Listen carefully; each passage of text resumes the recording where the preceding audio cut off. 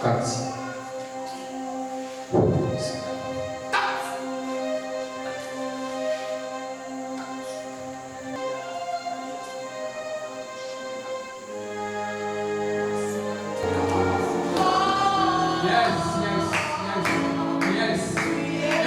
Il y a des situations que tu vis aujourd'hui. Il y a des épreuves que tu vis aujourd'hui. La gloire ne va jamais venir. Non, regardez-moi bien. Prenez-moi bien en photo. Il faut bien me prendre en photo. Hein. Moi, je te vois aujourd'hui là. Demain, tu vas voir. Mon frère, rien ne va arriver. Vous savez pourquoi? Parce qu'il y a deux types de souffrances. Il y a ce qu'on appelle la souffrance utile. Il y a ce qu'on appelle la souffrance inutile. Un exemple d'une souffrance utile.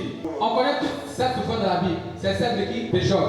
Dieu a éprouvé Job pour voir son cœur afin de l'élever. Il y a des gens qui souffrent. Vous savez pourquoi? Tout simplement, pas parce que ces personnes ont péché. Il y a des gens qui souffrent, pas parce qu'ils ont péché. Il y a des gens qui souffrent, pas parce qu'ils mènent une mauvaise vie. Mais ces personnes souffrent pour une seule raison. Dieu va les élever. Souvent, Dieu te met dans des situations de souffrance. Donc, quand Dieu veut prier les mauvaises personnes autour de toi, il te met dans des situations bizarres. Ces mêmes personnes, comme tu n'as rien aujourd'hui, les mêmes personnes vont t'abandonner. Ces personnes vont t'abandonner, vont te délaisser. Parce que Dieu veut les chasser. Il y a des gens là, il faut t'éloigner. Dieu dit à Abraham, sors de ta patrie, sors de la maison de ton père avec et te bénisse. Ah, Seigneur, dans la maison du papa d'Abraham, on ne bénit pas les gens là-bas.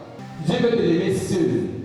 C'est toi ce qui veut l'élever, c'est pas avec les gens. Donc lorsqu'il veut te séparer des gens là, accepte. Ça te fait mal ta meilleure amie, ça te fait mal ton frère, ça te fait mal ta propre soeur. Vraiment, souvent des discussions se passent que oui, ta propre soeur, vous discutez, vous séparez. En réalité, Dieu veut t'élever quoi? J'ai dit, va à la maison, tu fais parler avec ton frère qui est là-bas.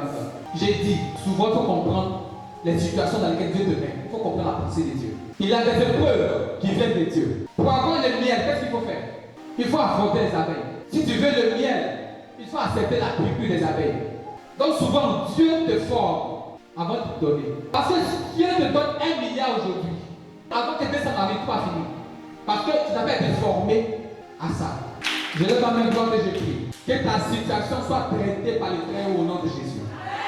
Je prie que cette situation, dans son plaquette, tu n'arrives même pas à manger, tu n'arrives même pas à bien réfléchir. J'envoie les anges de l'Éternel te délivrer de cette situation au nom de Jésus.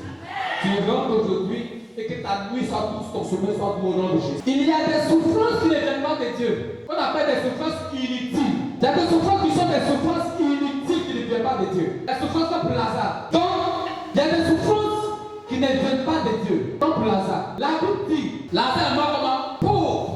Mais il va tout ça. Il va tout au ciel. Il est sauvé. Il dit, il est au paradis. Mais sur la terre là. Piquini. Donc quand on vous dit que c'est possible de faire Alléluia et puis être pauvre là, c'est faux. Demandez à votre frère là. Demandez à tonton Lazare, quand vous dites que Dieu nous délivre la pauvreté. Que Dieu nous délivre des situations inutiles. Jésus, écoutez-moi très bien. Jésus nous veut riche. Tu viens ici. Alléluia, Jésus.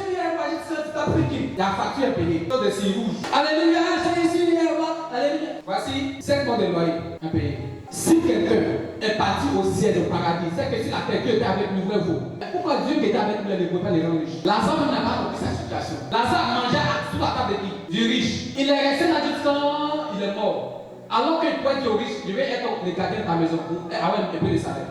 La situation que tu vis, toi, tu n'as pas compris vie, tu vas rester. Je veux que ça change dans l'esprit de quelqu'un d'abord. Parce que les gens en apparence disent que lorsqu'on est chrétien, on est pauvre. J'ai dit, on doit changer ça dans l'esprit des gens. Nous avons le Dieu qui est le plus riche. La première évangile que vous avez reçue, le ciel là, c'est déjà bon. Moi, je vais compléter 2e là pour dominer sur la terre. Parce que les chrétiens qui sont limités sont pas au premier. Oh, vanité des vanités. Tout est comment? La personne qui a dit vanité des vanités, c'est qui? Salomon. Avant que Salomon ne dise vanité des vanités, là, la Bible dit que chaque année, on lui envoyait 30 tonnes d'or. Tonnes. Il a fait la vécu sa vie. À la fin, il a dit vanité des vanités. Maintenant, toi,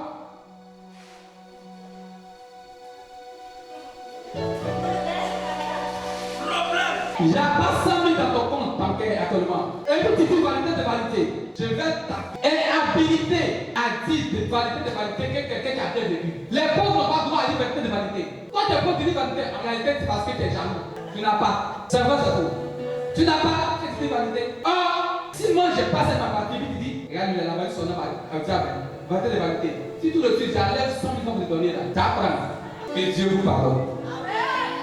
Tu n'as pas dit que Dieu vous pardonne. Chrétien, là où l'argent c'est pour vous, c'est pour nous. On doit les réclamer, on doit bien vivre, bien dominer ici, avant de partir au ciel. Quand on dit hernie, vous deux comprennent en même temps qu'on doit dominer les deux. Amen. Là où tu as mal, au son de ma voix, je déclare que tu es guéri. Toi qui m'entends, la personne qui est malade, qui est connectée à toi, est guérie au nom de Jésus. Souvent, nous sommes responsables de nos propres blocages, de nos propres souffrances qui nous bloquent. Nous sommes beaucoup responsables. Aujourd'hui, je veux que le corps de Christ change. Vraiment. Je veux que les églises soient remplies de personnes qui sont bien assises spirituellement, qui sont bien assis. Au niveau du matériel, ils sont très bien assis. Eux aussi, au niveau spirituel, ils sont très bien assis. Je veux que les personnes, les critères pour dominer le monde. Il y a des souffrances qui sont inutiles. Il y a des souffrances qui sont inutiles. Si tu vis une souffrance, demande à Jésus si c'est utile ou inutile. Si c'est utile, il faut prendre un enseignement dedans. Si c'est inutile, il faut combattre pour arrêter ça. Que Dieu te bénisse.